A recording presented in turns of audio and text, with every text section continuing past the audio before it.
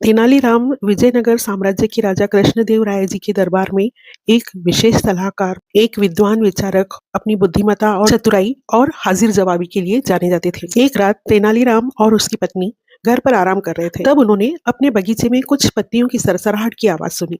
चूंकि उस समय हवा भी नहीं चल रही थी, तो तेनालीराम को समझते देर नहीं लगी कि कुछ चोर झाड़ियों में छिपे बैठे हैं। तब उसने अपनी पत्नी से धीरे से कहा कि सुनो, हमारे पड़ोस में कुछ शरारती चोर हैं, इसलिए हम सभी गहने और पैसे कुएं में छिपा देते हैं। फिर वो अपनी पत्नी के साथ एक बड़े से संदूक में ईंट और पत्थर रखकर कुएं में गिराने के लिए बाहर आया और फिर उस संदूक को कुएं में गिराकर दोनों वापस घर आ गए। जब चोरों ने ये सब देखा तो वे बहुत खुश हुए और चोरों ने कुएं से पानी खींचना शुरू कर दिया। सुबह होते होते वे बहुत थक गए और कुएं की दीवार पर आराम करने के लिए बैठ गए।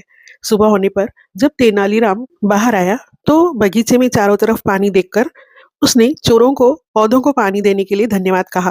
फिर तेनालीराम ने उन्हें बताया कि जिस कुएं में वो धन तलाश कर रहे हैं, उस संदूक में तो केवल ईंट और पत्थर हैं। ये सुनकर चोर बहुत लज्जित हुए और फिर उन्होंने कभी भी चोरी नहीं करने का वादा किया। दोस्तों, इस कहानी से हमें ये सीख मिलती है कि हालात चाहे कितने भी मुश्किल क्यों न हो, हमें अपनी बुद्धि का प्रयोग करना चाहिए।